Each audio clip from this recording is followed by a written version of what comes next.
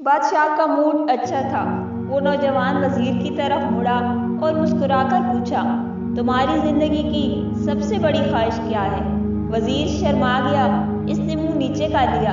बादशाह ने कहका लगाया और बोला, तुम घबराओ मत, बस अपनी जिंदगी की सबसे बड़ी ख्वाहिश बताओ।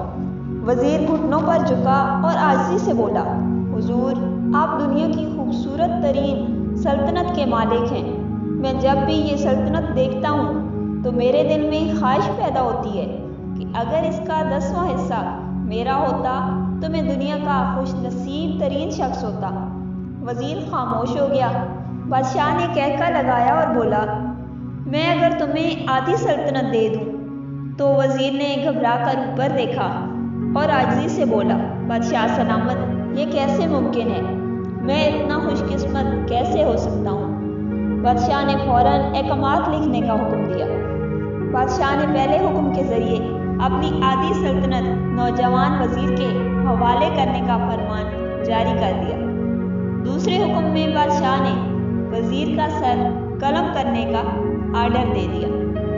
वजीर दोनों अहकामात पर हैरान रह गया। बादशाह ने अहकामात पर मोहर लगाई और वजीर की आंखों में आंखें डालकर बोला, तुम्हारे पास 30 दिन है। तुमने 30 दिन में सिर्फ 3 सवालों के जवाब तलाश करने हैं। तुम कामयाब हो गए तो मेरा दूसरा हुक्म मंसूख हो जाएगा और तुम्हें आधी सल्तनत मिल जाएगी, और अगर तुम नाकाम हो गए तो पहला हुक्म खारिज समझा जाएगा और दूसरे हुक्म के मुताबिक तुम्हारा सर कलम कर दिया जाएगा। वजीर की हैरत परेशानी में बदल गई। बादशाह ने उसके बाद फरमाया, मेरे 3 सवाल लिख लो। वजीर ने लिखना शुरू किया। बादशाह ने कहा, इंसान की जिंदगी की सबसे बड़ी सच्चाई क्या है?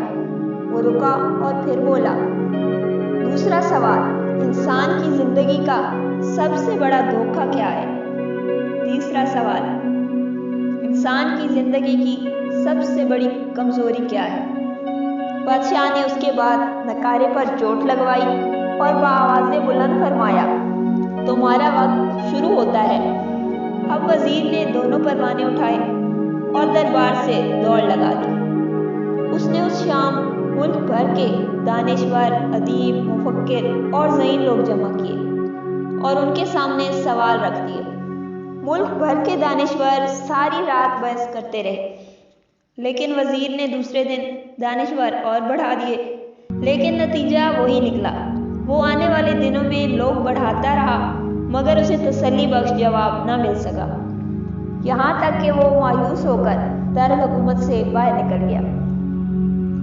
वो सवाल उठाकर पूरे मुल्क में फिरा, मगर उसे तसल्ली बख्श जवाब न मिल सका। वो मारा मारा फिरता रहा, शहर शहर, गांव गांव की खाक छानता रहा। शाही लिबास फट गया, पगड़ी ढीली होकर गर्दन से लटक गई, जूते फट गए और पाँव में छाले पड़ गए। यहाँ तक कि शरत का आखिरी दिन आ गया। अगले दिन उसने दरबार में पेश होना था। वजीर को यकीन था कि ये उसकी जिंदगी का आखिरी दिन है। कल उसकी गर्दन काट दी जाएगी और जिस्म शहर के मरकजी पुल पर लटका दिया जाएगा। वो मायूसी के आलम में दारुल हुकूमत की कच्ची आबादी में पहुंच गया। आबादी के सिरे पर एक फकीर की झोपड़ी थी। वो गिरता पड़ता उस झोपड़ी तक पहुंच गया। फकीर सूखी रोटी पानी में डुबोकर खा रहा था, साथ ही दूध का प्याला पड़ा था और फकीर का कुत्ता शराब शराब की आवाज़ों के साथ दूध पी रहा था। फकीर ने वजीर की हालत देखी, कहका लगाया और बोला, जनाबे अली, आप सही जगह पहुंचे हैं। आपके तीनों सवालों के जवाब मेरे पास हैं। वजीर ने हैरत से उसकी तरफ देखा और पूछा, आपने ये कैसे अंदाज़ा लगा लिया कि मैं कौन हूँ और मेरा मसला क्या है? फकीर ने सूखी रोटी के टुकड़े छाबे में रखे, मुस्कुराया और अपना बोरिया ऊपर उठाया और वजीर से कहा, ये देखिए, आपको बात समझ आ जाएगी। वजीर ने झुककर देखा, बोरिए के नीचे शाही लिबास पड़ा था। ये वो लिबास था जो बादशाह अपने करीब तरीन गुजरा को अनायत करता था। फकीर ने कहा, जनाबे अली, मैं इस सल्तनत का वजीर होता था। मैंने भी एक बार आपकी तरह बादशाह से शर्त लगाने की भर्ती कर ली थी। आप खुद देख लीजिए। वकील ने उसके बाद सूखी रोटी का टुकड़ा उठाया और दोबारा पानी में डुबोकर खाने लगा। वजीर ने दुखी दिल से पूछा, क्या आप भी जवाब तलाश नहीं कर सके थे?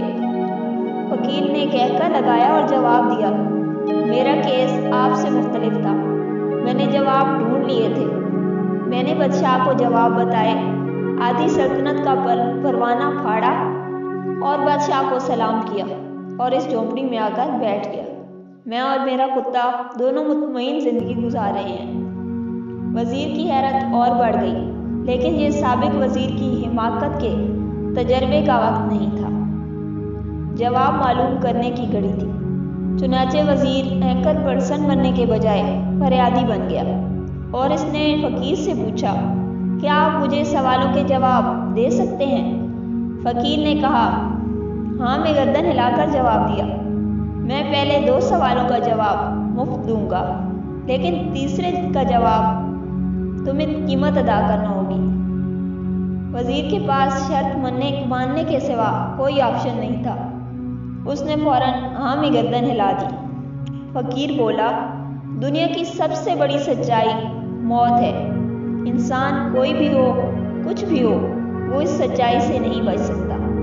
वो रुका और फिर बोला, इंसान की जिंदगी का सबसे बड़ा धोखा जिंदगी है।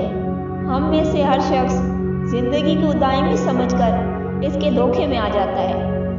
फकीर के दोनों जवाब नाकाबिले तरदीद थे। वजीर सरशार हो गया। इसने अब तीसरे जवाब के लिए फकीर से शर्त पूछी। फकीर ने कहकर लगाया, कुत्ते के सामने से दूध का प्याला उठाया, वजीर के हाथ में दिया और कहा, मैं आपको तीसरे सवाल का जवाब उस वक्त तक नहीं दूंगा जब तक आप ये दूध नहीं पीते। वजीर के माथे पर पसीना आ गया। उसने नफरत से प्याला जमीन पर रख दिया। वो किसी कीमत पर कुत्ते का जूठा दूध नहीं पीना चाहता था। फकीर ने कंधे उचकाए और कहा, तुम्हारे पास अब 2 रास्ते हैं। तुम इनकार कर दो और शाही जिल्लात कल तुम्हारा सर उतार दे, या फिर तुम ये आध पाव दूध पी लो। तुम्हारी जान भी बच जाएगी और तुम आधी सल्तनत के मालिक बन जाओगे। फैसला बहरहाल तुमने करना है। वजीर फंस गया। एक तरफ जिंदगी और आधी सल्तनत थी और दूसरी तरफ कुत्ते का जूठा दूध। वो सोचता रहा यहाँ तक कि जान और माल जीत गए और सेल्फ रिस्पेक्ट हार गई। वजीर ने प्याला उठाया और एक ही सांस में दूध पी गया। फकीर बोला, मेरे बच्चे, इंसान की सबसे बड़ी कमजोरी हर्ज होती है, जो इसे कुत्ते का जूठा दूध पीने पर मजबूर कर देती है।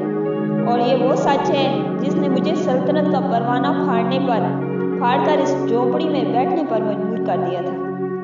मैं जान गया था कि मैं यूं यूं जिंदगी के धोखे में आऊंगा, मैं मौत की सच्चाई को फरमोश करता जाऊंगा और मौत को जितना फरमोश करता जाऊंगा, इतना ही गज की दलदल में धंसता चला जाऊंगा और मुझे रोज इस दलदल में सांस लेने के लिए हर्ष का गलीज दूध पीना पड़ेगा। लिहाजा मेरा मशवरा है कि जिंदगी की इन तीनों हकीकतों को जान लो, तुम्हारी जिंदगी अच्छी गुजरेगी। वजीर शर्मिंदगी और खुदतरसी का तोहफा लेकर फकीर की झोपड़ी से चल पड़ा। वो यूं यूं महल के करीब पहुंच रहा था, उसकी शर्मिंदगी में इजाफा हो रहा था। उसके अंदर जिल्लत का एहसास बढ़ रहा था। वो इस एहसास के साथ महल के दरवाजे पर पहुंचा कि उसके सीने में खौफनाक दर्द उठा और वो घोड़े से गिरा। लंबी हिचकी ली और उसकी रूह परवाज कर गई। हमें भी किसी दिन बैठकर जिंदगी के इन बुनियादी सवालों पर जरूर गौर करना चाहिए। हमें भी सोचना चाहिए कि हम लोग कहीं जिंदगी के धोखे में आकर हर्ष के पीछे तो नहीं भाग रहे। हम लोग कहीं मौत को फरामोश तो नहीं